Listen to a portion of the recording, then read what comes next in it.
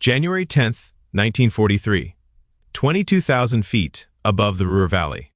The sky over Germany is a lattice of contrails and death. B-17 flying fortresses of the 303rd Bombardment Group lumber through frozen air at -40 degrees, their aluminum skin glittering like a procession of silver crucifixes against the pale winter sun.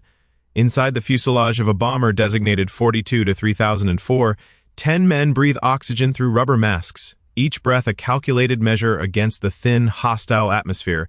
The aircraft shudders with each impact of flak, those black flowers of German 88mm shells that bloom and fade in violent silence, leaving only smoke and the metallic taste of fear.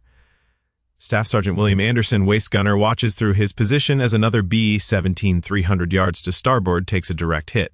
The bomber doesn't explode cinematically. Instead, it simply folds, the nose dipping as if in reluctant surrender, the fuselage breaking its back, men tumbling out like scattered seeds into the freezing void. Some parachutes open, most don't. Anderson counts 4 white canopies before losing sight in the haze. He's learned not to count the ones that don't open. This is the industrial heart of the Third Reich, and the Americans have come to cut it out. The year 1943 represents the pivot point of the combined bomber offensive, that grand and terrible strategy conceived by American and British high commands to break Germany's capacity and will to wage war through sustained aerial bombardment. The theory, articulated in the Casablanca Directive of January 1943, was straightforward. Destroy the enemy's means of production, and you destroy his ability to fight. The practice was considerably more complex, more costly, and infinitely more brutal than anyone had predicted in the sterile conference rooms of Washington and London. American bomber crews faced a reality that defied the optimistic projections of pre-war doctrine. The B-17, christened the Flying Fortress for its bristling, defensive armament, was supposed to be invulnerable, a self-defending bomber that could fight its way to any target and back without fighter escort. The theory presumed that massed formations, each bomber protecting its neighbor with interlocking fields of fire, would prove impenetrable to enemy fighters. They were wrong. By January 1943, the Luftwaffe had learned the bomber's weaknesses with brutal efficiency. German fighter pilots discovered that head-on attacks, boring straight into the nose of the formation where defensive guns were fewest, could shatter bomber formations and kill pilots with single bursts. The Me-109 and FW-190 fighters, nimble and lethal, would climb above the bomber stream, roll over, and dive through at speeds exceeding 400 miles per hour, their 20mm cannons and 13mm machine guns ripping through aluminum and flesh with democratic impartiality. For the men of the 303rd Bombardment Group, survival wasn't about heroism. It was mathematics. Every mission, the odds compounded. A tour of duty required 25 missions over occupied Europe. Statistical analysis kept quietly by headquarters and never shared with crews showed that the average bomber crew had only a 1 in 4 chance of surviving their tour. These weren't gambling odds, these were execution odds, stretched over months of waiting, flying, and praying. Captain Robert Morgan, pilot of 42 to 3004, understands these numbers intimately, though he never speaks them aloud. At 24 years old, he's already an old man by bomber command standards. 12 missions completed. 13 unlucky ones to go. His hands on the yoke are steady, not because he's brave, but because terror, experienced repeatedly, eventually calculates itself into something resembling calm. His co-pilot, Lieutenant James Sinclair, younger by 2 years but aged by equal measure, maintains the formation position with minute adjustments. 3 feet up, 2 feet right, holding the slot in the defensive box as if his life depends on it, which it absolutely does. The target today is the Henschel engine works at Kassel, a sprawling complex of factories producing tank engines and vehicle components for the Wehrmacht. Intelligence photographs, grainy and annotated with white arrows, showed dozens of buildings arranged in neat Germanic efficiency. The briefing officer had tapped the photos with his pointer. "Gentlemen, this facility produces approximately 30% of all medium tank engines for the German army. Our job is to ensure it produces 0% going forward." Nobody had asked about the workers in those factories. Asking didn't change anything. The bomb run begins with the voice of Major Thomas Wheeler, lead bombardier, crackling over the radio, IP in 30 seconds. All aircraft close it up. The initial point, the geographical landmark where the bomber stream commits to its final, straight, undeviating approach to target. For the next 8 to 12 minutes, evasive action is impossible. The bombers must fly level, fly straight, and fly into whatever the Germans can throw skyward. It's the most vulnerable moment in any mission, and German flak batteries know it with scientific precision. Anderson, at his waist gun, watches the sky ahead turn black. Not metaphorically black, actually black, as hundreds of 88mm shells detonate in coordinated patterns across the bomber's altitude and heading. The German flak batteries fire in predetermined zones, creating boxes of lethal fragmentation that bombers must fly through like moths approaching a flame. Each shell bursts into thousands of steel fragments moving at supersonic speeds, capable of severing control cables, puncturing fuel tanks, or decapitating a man with equal efficiency. 42 to 3004 enters the flak zone. The sound is indescribable to those who haven't experienced it, a cacophony of metallic crashes as shrapnel tears through aluminum skin, the deeper whoomph of near misses creating pressure waves that lift the 30-ton. Bomber like a toy, the high-pitched ping of fragments ricocheting through the fuselage. Anderson sees holes appear in the aircraft's side, small ones, large ones, jagged tears that let in screaming wind and blinding light. The ball turret gunner, Sergeant Eddie Phillips, reports calmly, "Oil pressure dropping, number 3 engine. Oil pressure dropping." 3 words that mean the engine is dying, its lifeblood streaming away through some unseen wound. Morgan feathers the propeller, the blades turning edge on to reduce drag, and the B-17 continues on 3 engines. This is manageable. B-17s can fly on 3 engines. They've even made it home on 2. Then the second shell arrives. Later, in the mission report filed at debriefing, Morgan will write, "Aircraft sustained catastrophic structural damage to port wing at 1,342 hours during bomb run." The language of official reports converts apocalypse into bureaucratic passive voice, but the reality is considerably less detached. The 88mm shell, a marvel of German engineering, fused to detonate at precise altitude, explodes 10 feet from 42 to 3004's left wing. The blast doesn't sever the wing completely. Instead, it tears away approximately 15 feet of the outer wing panel from the number 2 engine nacelle to the wingtip. Fuel tanks rupture, spraying 100-octane gasoline into the slipstream, where it instantly vaporizes in a mist that, by some miracle or malfunction of probability, fails to ignite. The wing's leading edge peels back like torn paper. Internal ribs and spars, never meant to be visible, stand exposed to 200-mile-per-hour winds. The B-17 rolls violently to the left. Morgan and Sinclair, acting on instinct and hundreds of hours of training, shove the yoke right, applying full right aileron and right rudder. The aircraft responds, sluggishly, reluctantly, but it responds. The roll stops at 40 degrees. Through the windscreen, Morgan can see straight down to German farmland, the geometric patterns of fields and forests rotating slowly as he fights to level the wings. "Bomb bay doors open," the bombardier announces, oblivious or committed to finishing the run. Professional to the end, or perhaps understanding that turning back now means this damage was sustained for nothing. The bombs fall. 2,000 pounds of high explosive tumble away toward the engine works below, though whether they hit anything significant will remain unknown to this crew. Strategic bombing assessment happens in intelligence offices days later, long after the bombers have either returned or been posted as missing. Doors closed. Clear to maneuver comes the call.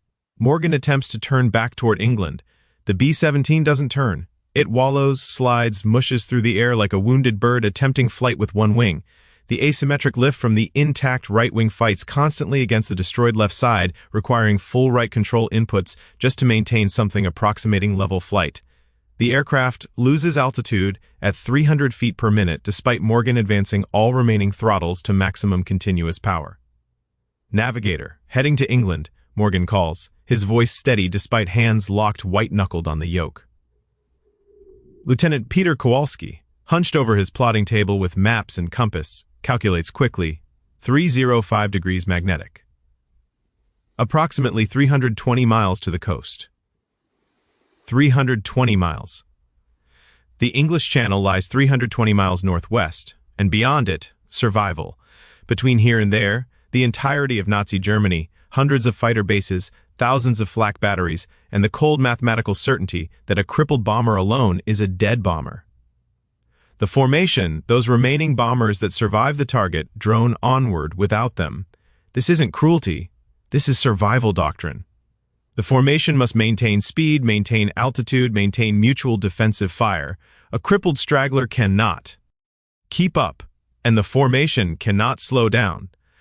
To slow is to die. The 303rd, bombardment group disappears into western haze, leaving 42 to 3004 behind like a wounded antelope separating from the herd. What the German defenders expected, what their training and experience promised, was an easy kill. Luftwaffe doctrine for engaging crippled bombers was straightforward: approach from the damaged side where defensive fire would be weakest, close to within 200 meters, and fire sustained bursts into engines and cockpit. A B-17 with half a wing missing flying alone hundreds of miles from friendly territory should be a victory, lasting perhaps 30 seconds of combat. But 42 to 3004 doesn't follow the script. The first Mi-109 approaches from the port side, precisely as doctrine dictates, the pilot likely already composing his victory claim in his mind. Anderson, despite the hurricane of wind tearing through the shattered fuselage, swings his .50 caliber machine gun to bear. The weapon, designed by John Browning in a flash of American engineering genius, fires bullets the size of a man's finger at 850 rounds per minute. Anderson leads the target, squeezes the trigger, and walks tracers across the German fighter's trajectory. The Mi-109 breaks off, trailing thin smoke, not destroyed, but discouraged. This pattern repeats across the long journey west. German fighters attack in ones and twos, never en masse, perhaps respecting the wounded bomber's continued ability to fight, perhaps low on fuel or ammunition from earlier engagements. Each time the American gunners, Anderson at the waist, Phillips in the ball turret, the tail gunner, whose name is Sergeant Robert Chen, fire back. The .50 calibers jam, overheat, and are cleared with frozen hands. Ammunition belts feed and empty. Spent casings roll across the fuselage floor in brass rivers. The B-17 continues flying, losing altitude with metronomic consistency. 20,000 feet, 18,000 feet, 15,000 feet. The oxygen grows thicker. Breathable without masks, but the lower altitude brings them into range of lighter anti-aircraft guns and small arms fire. German soldiers in the countryside below, seeing the struggling bomber, fire upward with rifles and machine guns in opportunistic optimism. Most bullets miss, some don't. More holes appear in the aluminum skin. Morgan discovers something remarkable. The aircraft, despite appearances, wants to fly. The remaining wing structure, those internal spars and ribs that give the B-17 its strength, haven't failed. Boeing engineers in Seattle, designing this aircraft in the late 1930s, had over-engineered the wing structure by considerable margin, not anticipating this specific scenario, but building to specifications that demanded strength beyond apparent need. That over-engineering, that extra margin of safety built into aluminum spars and riveted joints, now stands between 10 men and death. But wanting to fly and being able to fly 300 miles are different propositions. Fuel becomes the next crisis. The ruptured tanks in the damaged wing have lost their contents, streaming gasoline into the slipstream for 50 miles before the last drops bled away. The fuel gauges, mechanical instruments reading flow and pressure, show reserves dropping faster than distance covered. Kowalski, cross-referencing maps with airspeed and fuel consumption, delivers his calculation with mathematical precision. Current consumption rate will run dry 40 miles short of the channel. 40 miles. Approximately 10 minutes of flight. The difference between drowning in the North Sea and crash landing on English soil. Morgan makes the decisions that training and desperation dictate. He orders everything unnecessary thrown overboard. The waist gunners heave their ammunition cans out through the shattered windows, hundreds of pounds of brass and lead tumbling away. The ball turret is manually cranked up and locked, saving the drag penalty of the extended turret. Flak. Vests, oxygen bottles, even personal items, all go overboard in a desperate bid to reduce weight and fuel consumption. The bomber, thus lightened, continues its stubborn progress westward. At 10,000 feet, they cross into Holland, occupied Holland, but Holland nonetheless, which means the coast draws nearer.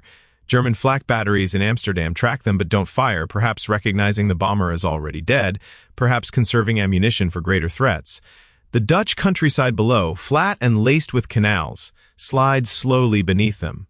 What Anderson thinks about, wedged against his gun position in the howling wind, isn't heroism or patriotism or any of the abstractions that motivate recruitment posters.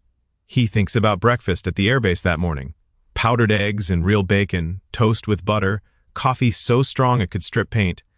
American abundance, served on compartmented metal trays by mess sergeants who complained about the early hours. He'd eaten mechanically, not tasting it, focused on the mission briefing ahead. Now, hours later, freezing and exhausted, he'd kill for that breakfast. Not figuratively, literally kill for it.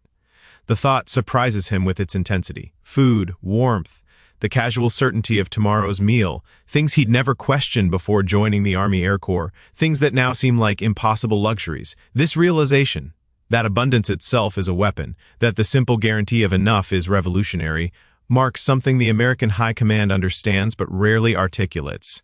The United States in 1943 is producing war material at rates that defy belief. Every month, American factories build more aircraft than Germany produces in a year. Every week, American shipyards launch more cargo vessels than U-boats can possibly sink. The arsenal of democracy isn't metaphor, it's industrial statistics translated into overwhelming material superiority. German soldiers fighting on increasingly desperate rations, supplied by a Reich that's consuming its own future, face enemies who've never missed a meal. This disparity manifests in ways both obvious and subtle. American bomber crews, even on combat rations, eat better than German infantry on full field provisions. The B-17 itself, a 30-ton aircraft built by the thousands, represents manufacturing capacity that German planners can't match and can barely comprehend. But none of this matters if 42 to 3004 runs out of fuel before reaching England. At 5,000 feet, they cross the Dutch coast. The North Sea spreads before them, gray and infinite and cold. January water temperatures in the North Sea hover around 40 degrees Fahrenheit, cold enough to kill through hypothermia in less than 30 minutes, even with life vests and survival suits. Ditching a B-17 in those waters is possible in theory. Surviving the ditching is unlikely. Surviving the water afterward is nearly impossible. The fuel gauges read empty, not low, empty. The needles rest against the zero stops like declarations of defeat. Morgan and Sinclair exchange glances, no words necessary. Both men's hands remain on the yoke, fighting the constant left-rolling tendency, nursing every foot of altitude. The engines continue running, drawing fuel from vapor and prayer, the last dregs of usable reserves. 15 miles offshore, number 1 engine coughs, sputters, dies. The propeller windmills briefly before Morgan feathers it, and 42 to 3004 descends faster. 2 engines now. 2 engines and a broken wing in open ocean below. Radio, send SOS, Morgan orders, give them our position. The radio operator, Sergeant Michael Torres, already has his hand on the key, tapping out the 3 dots, 3 dashes, 3 dots that signify distress in every maritime nation's protocol. The message includes their coordinates, heading, and altitude, information that air-sea rescue squadrons might use to locate survivors, if there are survivors to locate. 10 miles from the English coast, visible. Now as a dark line on the northwestern horizon, number 2 engine dies. 1 engine. 1 functioning engine on the right wing, fighting against the drag of 3 dead propellers and half a missing wing. The B-17 descends through 2,000 feet, and Morgan no longer fights it. Descent is inevitable now. The only question is where they'll impact. The crew assumes crash positions without being ordered. Torres straps into the radio room, bracing against bulkheads. Anderson and the other gunners wedge themselves into any space that offers protection. Phillips, extracting himself from the ball turret earlier, lies flat in the waist section, arms locked around a structural brace. Chen, the tail gunner, remains at his station. The tail is the most likely section to break off in a crash landing, and he knows it, but there's nowhere else to go. At 800 feet, passing over the surf line, the final engine dies. The silence is absolute and terrible. No engine roar, no wind noise through the shattered fuselage, or rather, the wind noise continues but registers differently, without the engine's thunder to contextualize it. Just the whistle of air over torn metal, and the hydraulic whine of control surfaces as Morgan and Sinclair fight to control an unpowered glider that was never designed for gliding. The English coast ahead shows a beach, cliffs beyond, and patches of level farmland. Morgan aims for the farmland. No wheels, the hydraulics to lower landing gear require electrical power from engines, and all engines are dead. This will be a belly landing, the B-17 sliding across whatever terrain they reach on its aluminum skin. At 200 feet, crossing the beach. At 100 feet, over the cliffs. At 50 feet, flaring the nose, trading speed for lift, stretching the glide for 50 more yards, 100 more yards, every additional foot of distance separating them from the cliff edge and the rocks below.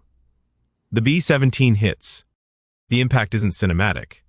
There's no fireball, no dramatic explosion, just the horrendous grinding screech of aluminum on frozen earth, the fuselage plowing a furrow through a winter wheat field, dirt and stones and chunks of aircraft torn away by deceleration forces.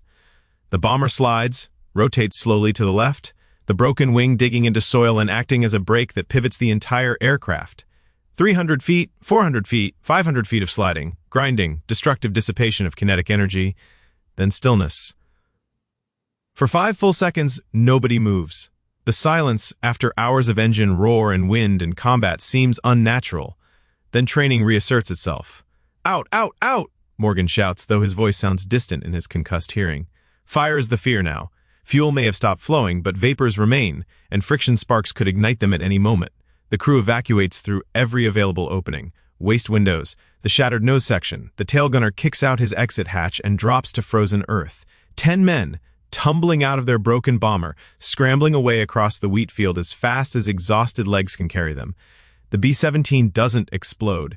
It simply sits, broken and still, in the middle of an English field. Anderson, 200 yards away and still running on adrenaline, stops and turns back to look. The aircraft is barely recognizable. The left wing, what remains of it, points skyward at a crazy angle, the exposed internal structure looking like anatomical diagrams of broken bones.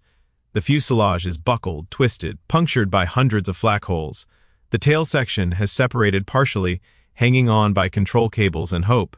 It looks like something that should be impossible, a machine too damaged to function that somehow continued functioning long enough to matter. British soldiers arrive within minutes, a home guard unit stationed nearby, alerted by the crash. They approach with rifles ready, then lower them upon seeing the American uniforms. An officer, a captain with a neat mustache and the clipped accent of rural Lincolnshire, stares at the wrecked bomber. "Good Christ," he says quietly. "How in bloody hell did you fly that thing?" Morgan, standing on English soil and still not quite believing it, doesn't have an answer. The honest response, "I don't know," seems inadequate. The technical response, Boeing engineering margins and luck, seems incomplete. What he says instead is, "She wanted to get us home." The statement is true enough, even if it anthropomorphizes 30 tons of aluminum and steel into something with desires and will.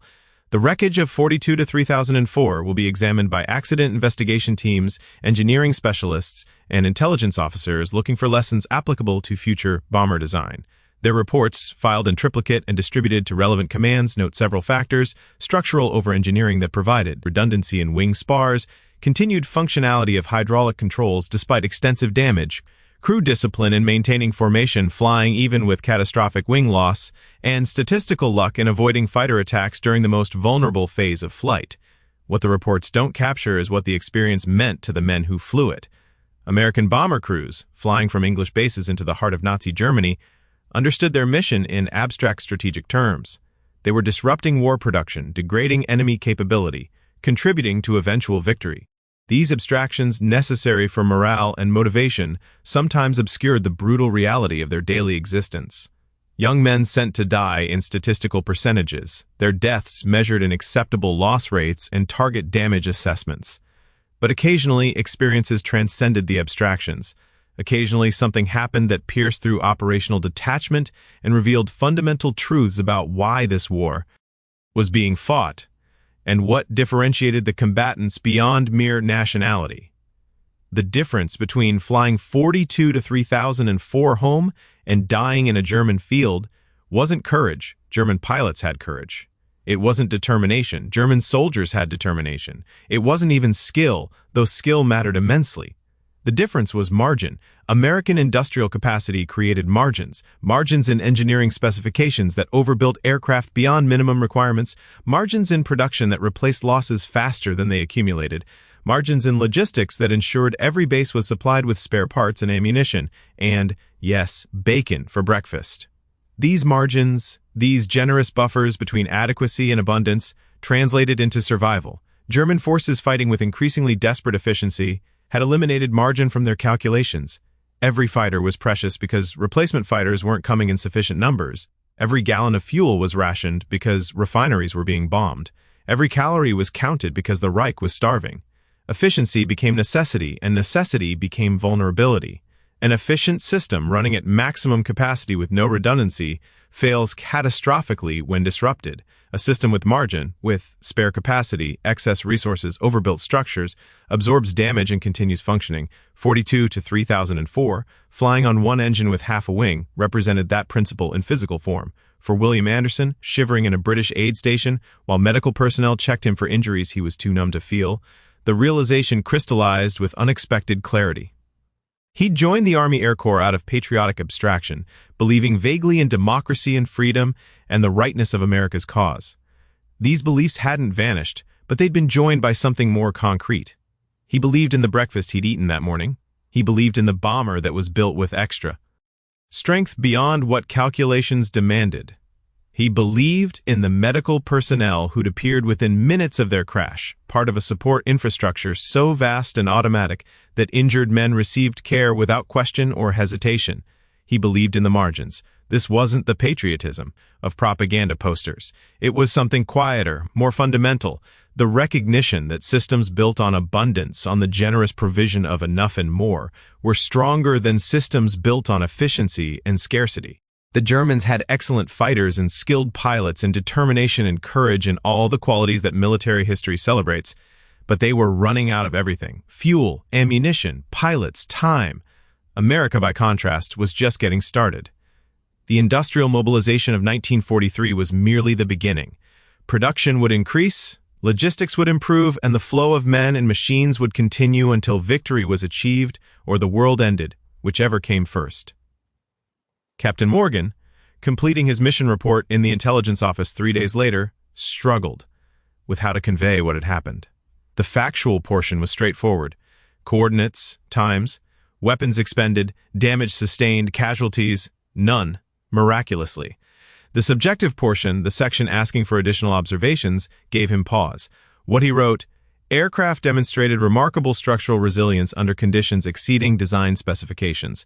Crew performance maintained professional standards throughout emergency.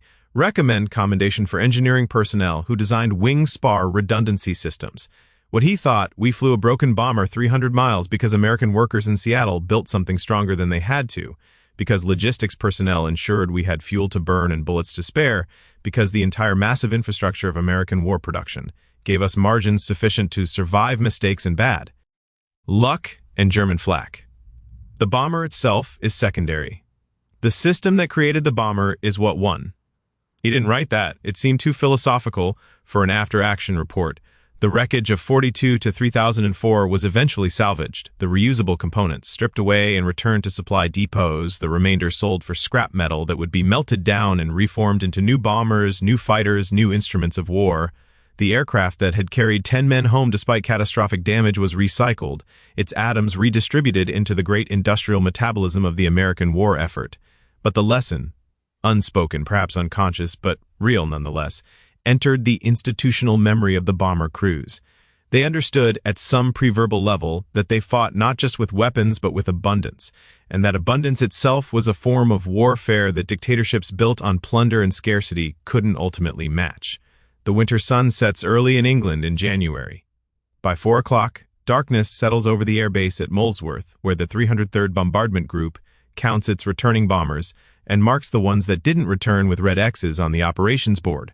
Somewhere in the officers' mess, men drink and laugh too loudly, filling silence with noise to avoid thinking about empty bunks. Somewhere else, a chaplain writes letters to families. It is my sad duty to inform you. And somewhere, in a wheat field in Lincolnshire, a farmer walks around the wreckage of 42 to 3004, shaking his head in wonder at the shattered wing and punctured fuselage and the impossible fact that men walked away from this ruin.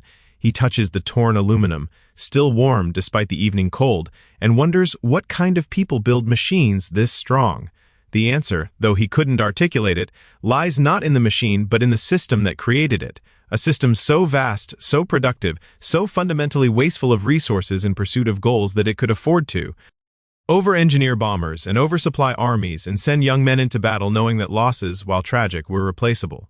This was the arsenal of democracy, and it would bury the Third Reich under the weight of its own abundance.